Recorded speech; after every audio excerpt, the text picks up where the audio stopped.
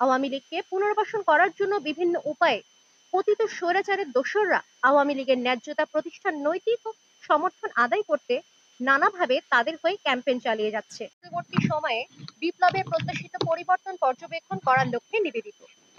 আমাদের জুলাই গণহত্যা বিচারের বিষয়ক সেল, আন্তর্জাতিক অপরাধ ট্রাইব্যুনালের প্রসিকিউশন টিম, শহীদ পরিবারের সদস্যবৃন্দ, পুলিশ এবং যাবতীয় ফ্যাক্ট ফাইন্ডিং সংগঠন ও ছাত্র সংগঠনগুলোর সাথে যোগাযোগ রক্ষা করে জুলাই গণহত্যার ন্যায় বিচার আদায় করার লক্ষ্যে কাজ করে যাচ্ছে।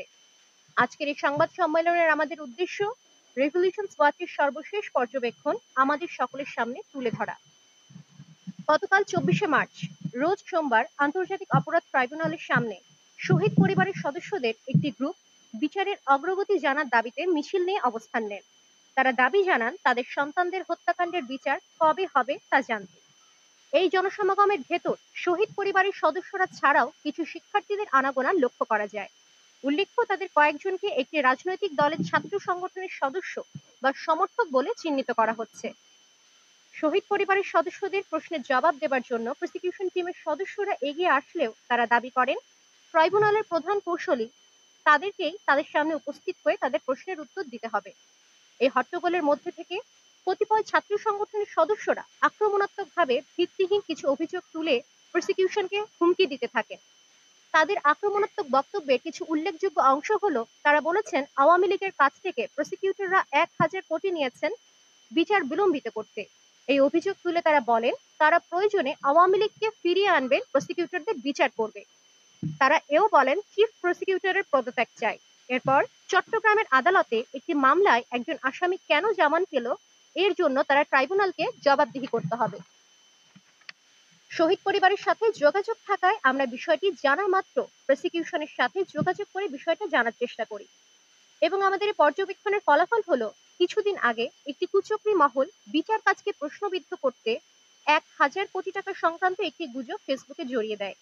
মূল হোতাকে পুলিশ গ্রেফতার করে এবং সে এই ষড়যন্ত্রের কথা স্বীকার করে স্বীকারোক্তিও প্রদান করে। আওয়ামী লীগকে পুনর্বাসন করার জন্য বিভিন্ন উপায়ে পতিত স্বৈরাচারের দোসররা আওয়ামী লীগের ন্যায্যতা প্রতিষ্ঠার নৈতিক সমর্থন আদায় করতে নানাভাবে তাদের হয়ে ক্যাম্পেইন চালিয়ে যাচ্ছে। শহীদ পরিবারদের সামনে রেখে প্রয়োজনে আওয়ামী লীগকে ফিরিয়ে এনে প্রসিকিউটরদের বিচার করব, সেই অপচেষ্টার উৎকৃষ্ট উদাহরণ বলেই পরিলক্ষিত হয়।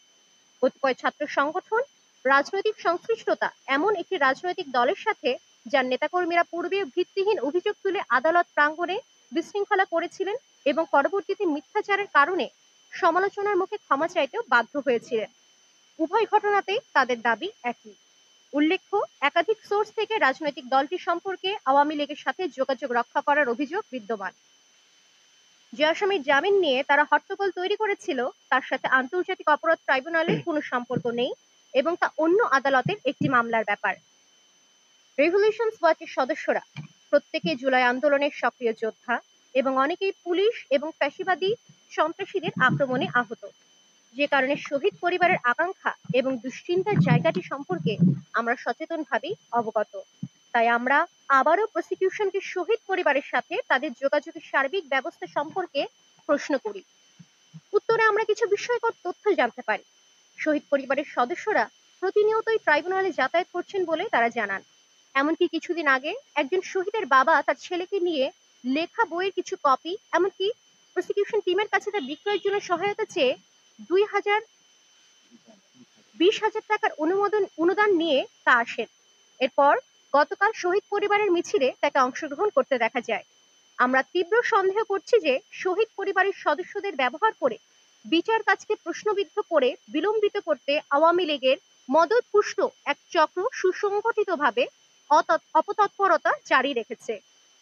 বিচার প্রক্রিয়া সম্পর্কে সাধারণ মানুষের অজ্ঞতাকে কাজে লাগিয়ে এই মহলটি যেন তাদের অসাধু উদ্দেশ্য বাস্তবায়ন করতে না পারে তা সংক্ষেপে সে সম্পর্কে আমরা প্রসিকিউশন টিমের কাছে থেকে পাওয়া তথ্য আপনাদের জানানোর চেষ্টা করছি।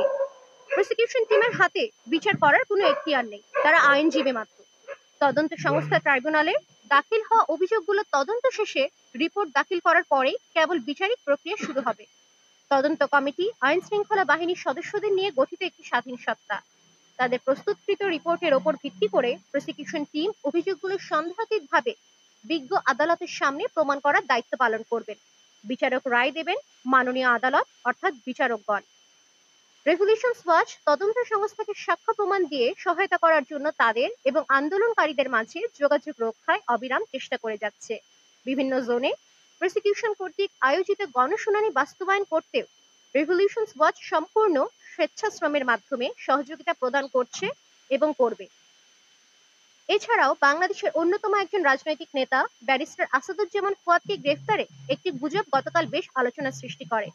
ভিত্তিহীন হওয়া সত্ত্বেও সোশ্যাল মিডিয়াতে প্রচুর টাকা ইনভেস্ট করে দাঁড় করানো এই ডিসইনফরমেশন নেটওয়ার্কের মাধ্যমে এই অপতথ্যটি ছড়াতে সক্ষম হয় আওয়ামী লীগ। প্রধান উপদেষ্টা চীন সফরকে সামনে রেখে এমন অপপ্রচার আরো হবে বলে আমরা আশঙ্কা করছি। আওয়ামী লীগ নিষিদ্ধ করার আন্দোলন যখন চলমান, অস্তিত্ব সংকটে ভোগা পলাতক সন্ত্রাসীরা তখন মরণ কামড় দেবার চেষ্টায় দেশে অস্থিতিশীল পরিস্থিতি তৈরি করার চেষ্টা করছে।